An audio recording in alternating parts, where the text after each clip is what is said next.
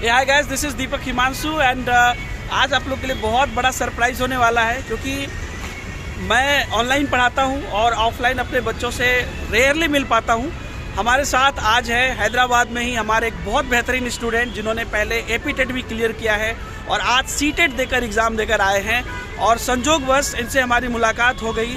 हम लोग बाहर में हैं, स्टूडियो में भी नहीं है। तो नायाब जी हमारे बहुत बेहतरीन स्टूडेंट हैं और जो रेगुलर क्लास करते होंगे उनको पता होगा इनके बारे में। तो नायाब जी, पहले तो आपको बहुत धन्यवाद हमारे से मिलने के लिए। कुछ पहले शुक्रिया सर। हाँ, तो कैसा एग्ज़ाम हुआ? और आज आपका पेपर था, आज 12 तारीख है ना? हाँ सर, 12 तारीख है, आज इनका पेपर था। और ये इनका ऑब्जर्वेशन, क्योंकि क्लास में ये रेगुलर आते हैं यूट्यूब में भी और प्लस क्लासेस में भी, तो इनका ऑब्जर्वेशन बहुत तगड़ा रहता है। तो इसलिए मैं इनसे जानना चाहता हूं। मैं देख रहा था लगातार बच्चे मैसेज भी कर रहे हैं कि नया भाई बताइए कि कैसा पेपर हुआ। तो आपको आज मैसेज में नहीं, पहली बार आज आपको वीडियो में पता चलेगा कि कैसा हुआ, क्या था, कैसा था, आपका क्या कहना है इस पे नया भाई? सर ओवरऑल से कि आपका पढ़ाया हुआ ही आया सर, सीडीपी को लेकर, और दूसरे भी सब्जेक्ट्स हैं ना, उनका पड़ेगा कि पूरा सीडीपी के दम पे ही निकला सर। अच्छा, मॉर्निंग में आके मैं ईवीएस से शुरू किया था, ईवीएस के बाद आके फिर से मेरा ओन लैंग्वेज से स्टार्ट किया, उसके बाद आके फिर से आके मैं मैथ्स पे चला गया। मैथ्स बहुत अच्छा आया, पेपर 1 वाला। हाँ सर, ललित सर जो भी पढ़े हैं प्रीवियस पेपर से जो भी करवाए वो पूरा डिट्टो उतर गया। ललित सर आप कमेंट जरूर करिएगा जी। हाँ, नमस्ते ललित सर, आपके पढ़ाए हुए से बहुत सारे क्वेश्चंस डायरेक्ट आ गए सर। हाँ, और पेडागॉजी जो है डायरेक्ट सर का पढ़ाया हुआ और आपका भी पढ़ाया हुआ, सीडीपी का हर एक सब्जेक्ट में देखने को मिला है। हर एक का पेडागॉजी आके सीडीपी के दम पे ही निकला मेरा।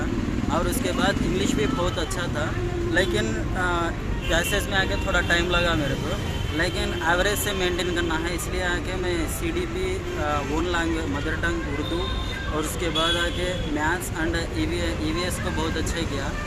इंग्लिश में आके थोड़ा टाइम कम मिला, लेकिन ओवरऑल से आके 115 से 120 तक वेरी कर रहा है पेपर 1। और पेपर 2 को लेकर आके maths and science Lalit sir जो भी पढ़ाए, भावना मैडम जो भी पढ़ाए, उससे ही डायरेक्ट बोले तो आया। हाँ, जो भी पढ़े कंटेंट से बाहर नहीं था। हाँ, पूरा कंटेंट से ही था। और इंग्लिश भी आके शरद सर आपका पढ़ाया हुआ बहुत कुछ आया है। शरद भाई हाँ जी। अब पॉलीग्लॉट आया है, उसके बाद आके सर हर एक टोटल दोनों पेपर्स में वाइगोत्स्की से उनसे लेकर आगे 4 से 5 क्वेश्चन देखने को मिले हैं। क्रिएटिविटी, स्टूडेंट की क्रिएटिविटी पे लेके आगे 7 से 8 क्वेश्चन मिले हैं, डायरेक्ट मिले हैं। और हर एक भी आगे ओवर गार्डनर साहब से आगे मेरे को एक भी नहीं मिला। तो ओवरऑल एक्सपीरियंस देखेंगे तो बहुत अच्छा गया पेपर।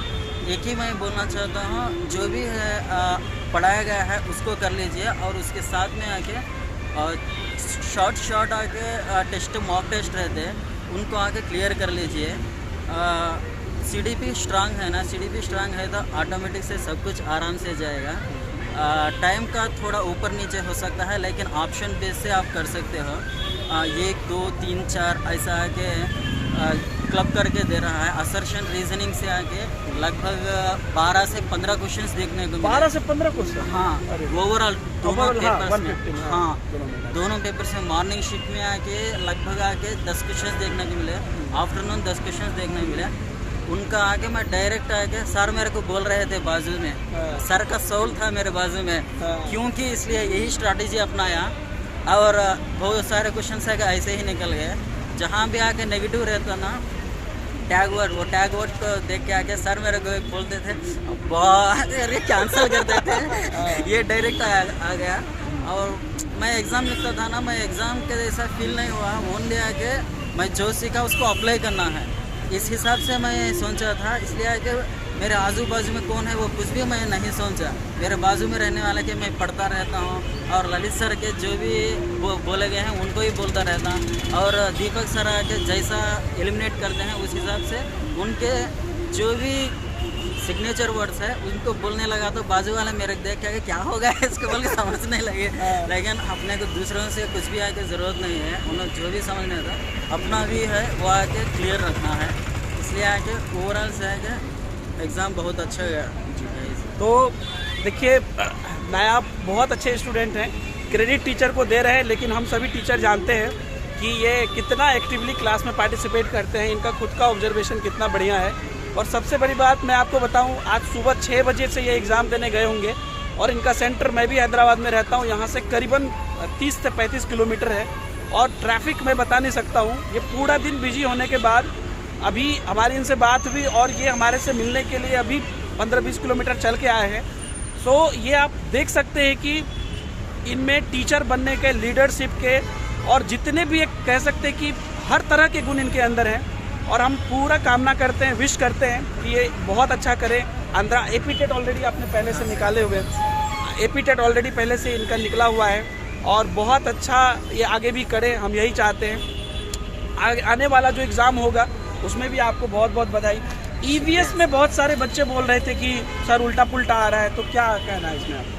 सर ईवीएस देखिए, जो पढ़ाया गया वो डायरेक्ट उतरना बोले तो अपने एजुकेटर्स क्वेश्चन पेपर प्रिपेयर करना पड़ेगा। हाँ। ऐसा नहीं हो सकता। बोर्ड से आने का जो भी है, जो जितना पढ़ाया गया उसके अंदर ही आएगा।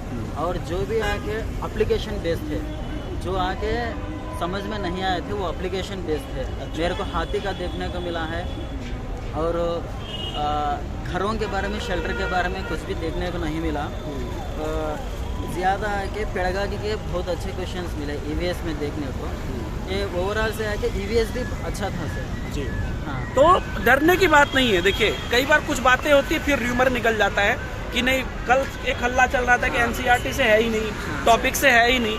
देखिए, क्वेश्चन डायरेक्ट नहीं है, इसका मतलब ये नहीं कि टॉपिक से नहीं है। और जब एक अच्छा स्टूडेंट एग्जाम देता है तो उसको पता चलता है कि वो कहाँ से क्वेश्चन बना रहा है। तो थोड़ा आगे पीछे होता है, इसके लिए भी आप लोग परेशान मत होइए और बढ़िया से सब लोग आगे एग्ज़ाम दीजिए। नायाब जी, जो बच्चे आगे एग्ज़ाम देने वाले हैं, अभी तो 1 महीने एग्ज़ाम चलने वाली है, उनको आप क्या सजेस्ट करना चाहेंगे? सर देखिए, अगले एग्ज़ाम देने वालों को मैं यही बोलना चाहता हूँ, जो कराया गया उसको रिवाइज कर लीजिए। उसके साथ में डेली एक फुल लेंथ टेस्ट दीजिए, 150 मार्क का, चाहे पेपर 1 हो या पेपर 2 हो। उसको देने के लिए आगे 2.5 घंटे लगेंगे। उसको हम खुद एनालिसिस करते थे। एग्ज़ाम दे के छोड़ देना नहीं, उसके वो पूरा एनालिसिस करने के लिए 3 से 4 घंटे लगते थे मेरे को। वही आके मैं सिर्फ 5 पेपर करा था। वो 5 पेपर को एनालिसिस करने के लिए, एक पेपर अटेम्प्ट करने के लिए 2.5 घंटे, एनालिसिस करने के लिए 3 से 4 घंटे लगते थे। ऐसा किया ना तो ओवरऑल से आके 4-5 पेपर भी कर लोगे ना तो ओवरऑल से बेस पता चलेगा। उसके नीचे जो भी आके एडिशनल फैक्ट्स इन्फॉर्मेशंस रहते हैं उसको मस्ट आप रीड करना है। क्यों बोले तो ओवरऑल आगे टोटल सिलेबस आगे उधर क्लियर हो रहा है। सीडीपी का चाहे या साइंस का चाहे या मैथ्स का चाहे, कितने टाइप के क्वेश्चंस आए हैं, उनको बनाने के बाद उनका एक्सप्लेनेशन क्या है, उनके पीछे रीजंस क्या हैं और उसका आके एप्लीकेशन बेस क्या है, ऐसे क्वेश्चंस देखने को मिले थे। मैं सिर्फ 5 ही पेपर्स लगाया था और कल आके 1 दिन पहले आके मैं शॉर्ट नोट्स था मेरे पास, वो शॉर्ट नोट को ही रिवाइज़ किया। एग्ज़ाम के 8 बजे, शाम में 8 बजे के बाद मैं प्रिपरेशन को डाउन कर दिया। अर्ली मॉर्निंग उठा, फ्रेश से चला गया, माइंड में कुछ भी नहीं, ओनली जाना है, पेपर देना है, उतना है, टेंशन कुछ भी नहीं पड़ा। लेकिन ये क्या रहता है, आप डेली आके एक पेपर लगाओ, उसको रिवाइज़ करो और उसके बाद आके आपका मार्क्स कितना बनता है उससे मैटर नहीं चलेगा। आपका मार्क्स आके 80 आने दो, 90 आने दो, 100 आने दो, वो मैटर नहीं करता।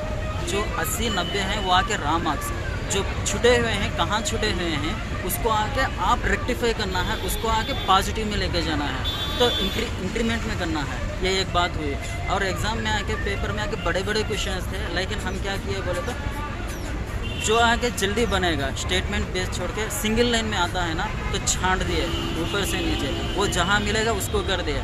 जो आगे टाइम ज़्यादा ये टाइम ज़्यादा लेता है बोल के मेरा मन बोला ना, मैं वहाँ टाइम वेस्ट नहीं किया, फर्स्ट उसको स्किप किया, स्किप एंड गो कर लेते गए। तो उस हिसाब से आके जो बनना था वो जल्दी बन गया, जो टाइम लेने वाले थे उनको लास्ट शिफ्ट में डाल दिया। और जो हमें 100% नहीं बनेगा ना तो उसको आके नॉर्मल से आके टिक मार के आ गया। एग्ज़ाम में आके क्वेश्चन आके आपके चपेट में आना है, क्वेश्चन के चपेट में आप चले गए ना, आप 2 मिनट दे रहे हो, 4 मिनट दे रहे हो, ये कुछ भी पता नहीं चलेगा, वो आके आपको पागल कर देगा। तो मैं ये करता हूँ, क्वेश्चन आके मेरे अकॉर्डिंग आना है, हर एक भी एक मार्क है। फर्स्ट जो आके जल्दी आता है उसको मैं जेब में डाल लेता हूँ, बाद में आके जो हार्ड रहता है वो बनता है, नहीं तो नहीं। इस हिसाब से आके पेपर को टैकल करना, पेपर अटेंशन एक आर्ट है, वो जिसको पता चलेगा वही आके हार्ड आने दो, मॉडरेट आने दो, इजी आने दो, टाइम मैनेज कर लेगा। क्वेश्चंस का पिकिंग इंपॉर्टेंट है, way of picking is important. तो इस हिसाब से आके एग्ज़ाम में आके स्ट्रैटेजी मेंटेन करना है। और जहाँ भी मुझे आके टाइड लगाना, मैं आराम से आके 20 सेकेंड्स 30 सेकेंड्स आराम से आंख बंद कर लिया, कुछ भी नहीं किया। उस हिसाब से आके ब्रेन को ऑक्सीजन सप्लाई किया, उस हिसाब से बाद में आके मेरा ब्रेन मेरे को बहुत हेल्प किया। यही ओवरऑल से स्ट्रैटेजी है सर। कुछ भी नहीं, जो पढ़ाया गया उसको क्लियर करना है, डेली एग्जाम देना है, उसको एनालिसिस करना है, टाइम मैनेजमेंट इंपॉर्टेंट है, एक्यूरेसी इंपॉर्टेंट है। एग्ज़ाम में जाने के बाद आके ब्रेन को आगे बिल्कुल कंसिस्टेंसी रखना है। 1 सेकेंड के लिए भी आके आप डिविएट हुए ना तो फिर से आके ऊपर से पढ़ना पड़ेगा, तो डबल टाइम लगेगा। मैं यही कहना चाहता हूँ, ये प्रिपरेशन स्ट्रैटेजी और ऑफलाइन स्ट्रैटेजी, एग्ज़ाम को कैसे टैकल करना है, क्वेश्चन को वे ऑफ पिकिंग आपको पता होना है, यही मैं बोलूँगा सर। वाह, मुझे लगता है कि जितना मैं सोच रहा था उससे कहीं ज़्यादा इन्फॉर्मेटिव वीडियो आपके लिए हो रहा है ये सर। नहीं, बिल्कुल नया। देखिए, कोई लगता है कैसे मेरा स्टूडेंट है, ये मेरा भाई जैसा लग रहा है। तो ये बहुत इंपॉर्टेंट बात इन्होंने बोली है, क्योंकि कई बार जब कोई एग्ज़ाम नहीं होता, एग्ज़ाम देकर आता है, एक टीचर भी उस चीज़ को नहीं फील कर सकता है जितना एक एग्ज़ाम देने वाला फील कर सकता है। तो इन्होंने बहुत अच्छी बात बोली है, और इनका ऑब्जर्वेशन आज ही नहीं पहले से बहुत तगड़ा रहा है।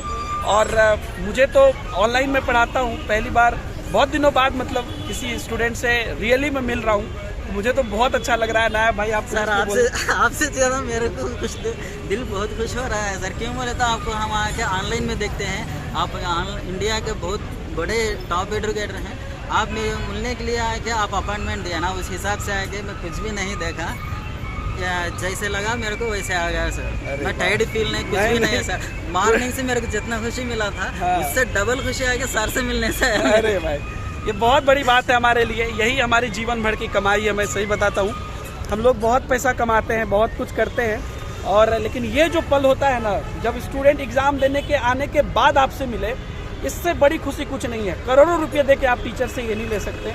मैं यही बच्चे को बोलता हूँ कि इन्होंने फॉलो किया है चीज़ों को, ये सक्सेस करेंगे, पक्का करेंगे, और आगे ये केवी में भी जाएंगे, और भी बहुत सारी चीज़ें हैं, सब में ये जाएंगे और अच्छा करेंगे जहाँ पे भी ये हाथ लगाएंगे।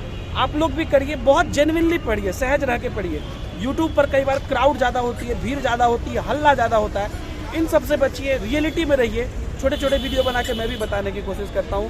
तो अभी के लिए हम लोग यहाँ से विदा लेंगे, लेकिन नायब भाई हैदराबाद में ही रहते हैं, आगे भी हम इनसे मिलेंगे और भी बहुत सारी बातें करेंगे। तो तब तक के लिए दीजिए इजाज़त। एक बार हाथ हिला के सबको थैंक यू बोल दीजिए भाई। Bye friends, thank you so much sir, आप मिलने के लिए आए कि हमें परमिशन दिए। अरे भाई, हमें बहुत खुशी लगा, बहुत धन्यवाद, बहुत धन्यवाद। हम लोग एक ऐसे कॉमन प्लेस पे मिल रहे हैं, ना मेरा घर है ना इनका घर है, और हम लोग ऐसे जगह पे मिल रहे हैं जहाँ पर आप देख रहे होंगे बैकग्राउंड नॉइज़ भी बहुत आ रही होगी, उसके लिए सॉरी। लेकिन कहते हैं कि something is better than nothing. तो हाँ, तो हम लोग जो भी कर पाए आप लोग के लिए किए हैं, तो नायब भाई के लिए एक थम्स अप तो बनता है। Thank you very much everybody. Thank you so much friends, bye bye, जय हिंद।